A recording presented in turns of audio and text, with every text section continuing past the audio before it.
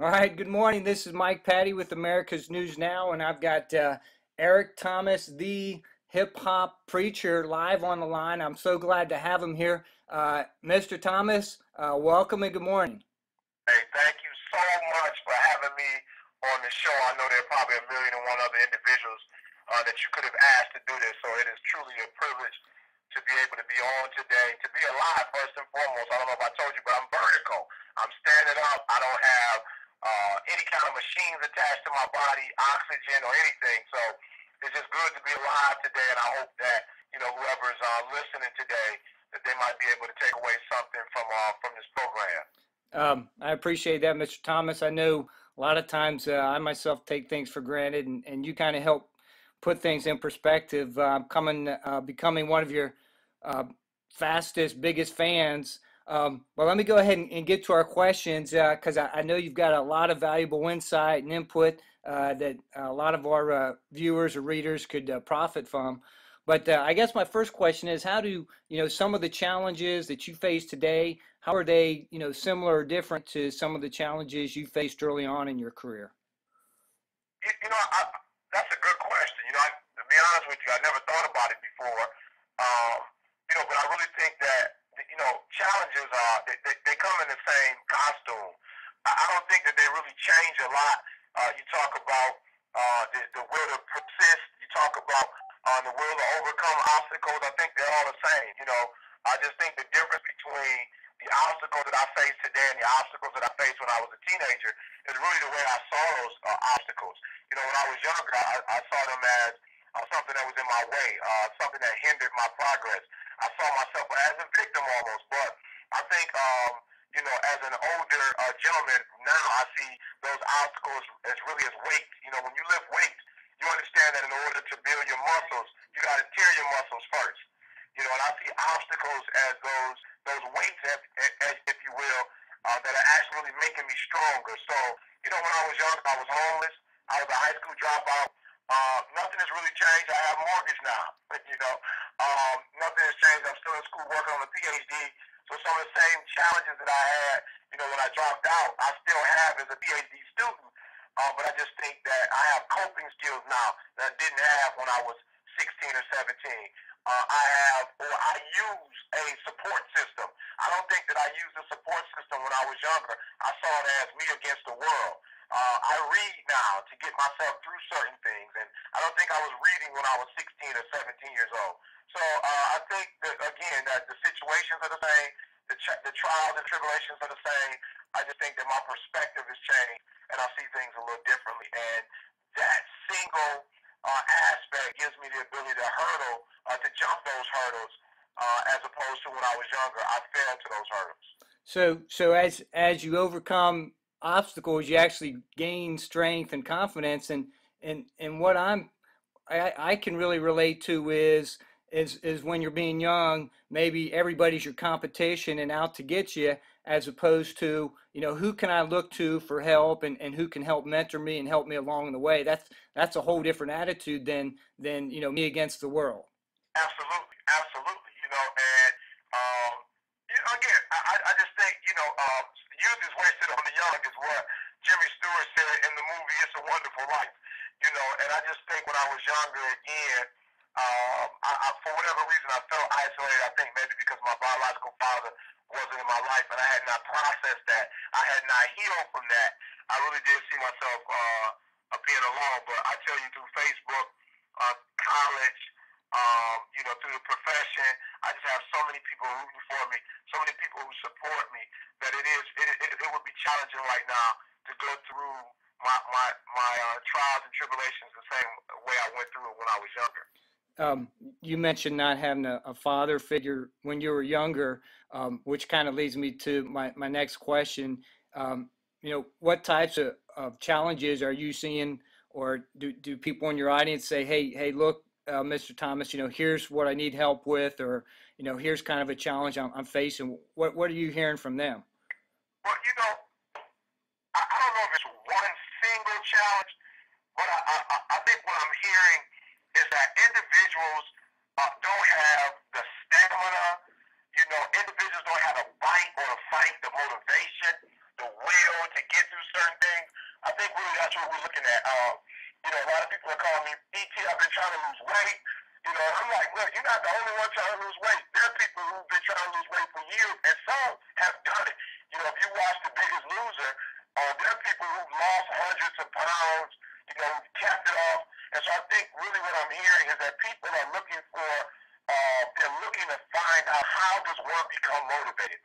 How does one find the will inside, you know, to keep going? Because like I said, man, you know, people think, man, E.T.'s motivated, he's pumped up, he's hyped, you know, he has this easy life. I wasn't born with a silver spoon in my mouth. My mother wasn't born with a silver spoon in her mouth. My grandmother wasn't born with a silver spoon in her mouth.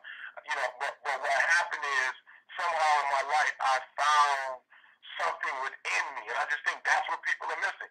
They don't know how to tap into their own resiliency, their own gifts, their own talents, their own will. And so I think right now a lot of people are using me, you know, as a liaison till they get there. But I'm letting people know that for real, you got to find it, because at the end of the day, you know, ET yesterday the TGIM didn't work. You know, so at the end of the day, I may not be able to be there for you. I would love to be, but you know, circumstances happen. And so I think that's what most people are looking for. How do I activate it? How do I push that button?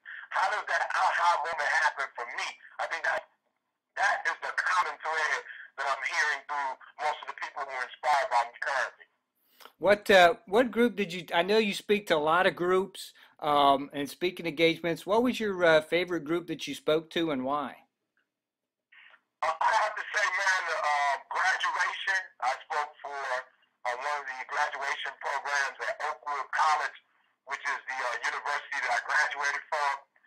And I just think for me, man, just, you know, going to college as a high school dropout, you know, 6 months prior, a family took me in because I was homeless. And their thing was, Eric, as long as you go to college, you can stay with us, we'll support you. And just to look at, you know, where I had come from, you know, as a high school dropout, someone who was homeless, when I think about just what I had gone through and how I was able to, you know, get through those things, I think just being able to speak in that auditorium almost 20 years afterwards was amazing. And I don't know if it was the students that I was most excited about, or just being back home, being at a place where it took me 12 years to finally get a 4-year degree. You know, I can't tell you if it was the students, the message, or just the fact that, wow, I was asked to speak at this institution after everything that I had gone through, I had been through.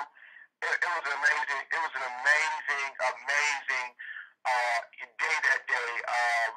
You know, being a first generation college student, man, it was amazing. Sure. Haven't spoke to all these groups. What advice, you know, would you give? And I know you give a lot of advice, but you know, somebody's looking for answers, reaching out, struggling, whether it's, you know, educational, spiritual, or business. You know, what advice would you give them? You know, where should they start? You know, I always say, man, start with your dream. Um, start with your dream, man. I went to I've been to Disney World on several occasions, but you know that part, man, at the end where that Tinkerbell coming down, you know, off of the castle, you know, unbelievable, man. I'm just thinking, wow, Walt Disney had a dream. I mean, here's a guy, you know, who did what most considered unbelievable, you know, not possible. You know, I mean, here it is. He's got Disney World. And so every time I go, you know, I make the excuse that I'm taking a group of kids there, but I go because, you know, it is this possibility that anything is possible. That if I can conceive it, if I can think it in my mind, you know, if I can believe it, I can conceive it. And so I would say, man, start with why you exist. Like, why are you waking up in the morning? You know, why do you go to a job that you don't really want to go to? Why do you study knowing that you don't like to study? You do it because there is gold, there is light at the end of the tunnel. You know, so that's where I believe everybody should start, man. You know, when you look even biblically, you know, at people who were healed, you know, Jesus always asked the question, do you believe? You know, and you were made whole by your faith. So I say, man, there's something magical about belief. It's something magical about having faith. It's something magical about being optimistic. And so I would start with my goal, with my dreams, with the reason why I wake up every single day. That thing that you're trying to accomplish. accomplish, that thing that you're trying to grasp, whatever it is. To me, that is the essence of life, is being able to say, I think it was the movie Braveheart where Mel Gibson, who played the role of William Wallace, at the end, he said, every man must die, but not every man truly lives. And so I say, have a reason for living, have a purpose for living. To me, that's the most important thing about life. You can have money, those of us who bought, our dream cars, lived in nice homes, traveled. I mean, at the end of the day, those things are cute, but it's nothing like knowing you're waking up with purpose. I can definitely connect with that because I think a lot of times young people ask, what job do I want to get, what this, what that. But if maybe they start with the motivation of, why, not just, to make money, but the deep intrinsic, is going to keep them motivated and going and every day, then that's probably a shortcut than, trying 2 or 3 different jobs before they figure out, what really motivates them. Absolutely. Absolutely. We're kind of winding down. We're kind of pressed for time. I know it's important. You talked about early on, it was you against the world. For people to, no matter what age, to reach out to networks. Do you have, 1 or 2 role models or mentors that you kind of call on a regular basis for insight or input? I'll be honest with you. I have to say no.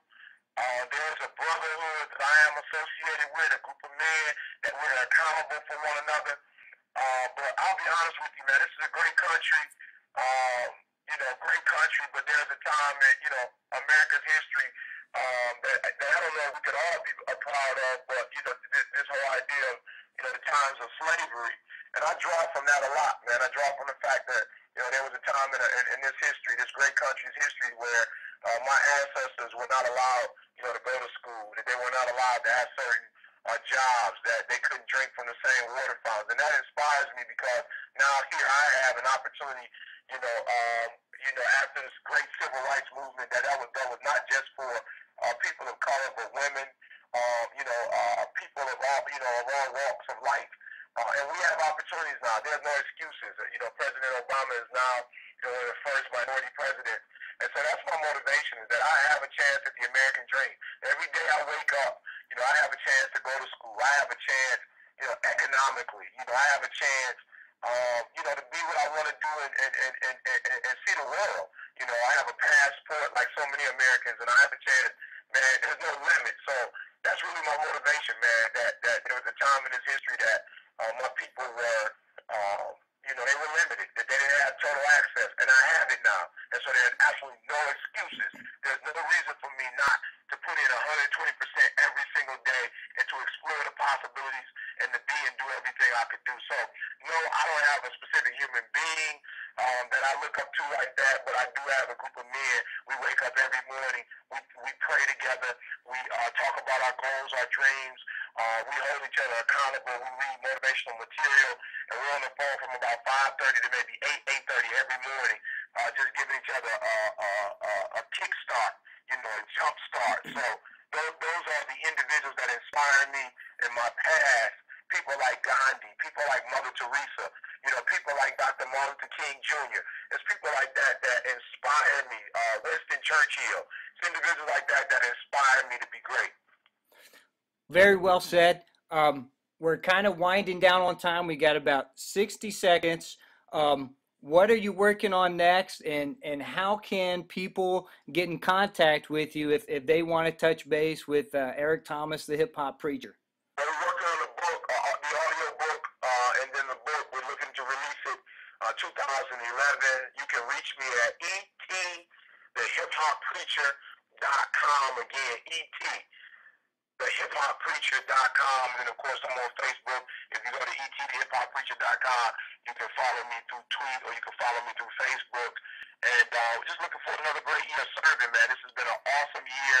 I've been able to just give away motivation, give away my gifts and my talents. And I just believe, man, it's better to give than to receive, and not just in the holiday season. So I'm looking forward to giving more. We got a series for marriages coming out, where people who are thinking about getting married, people who are in relationships,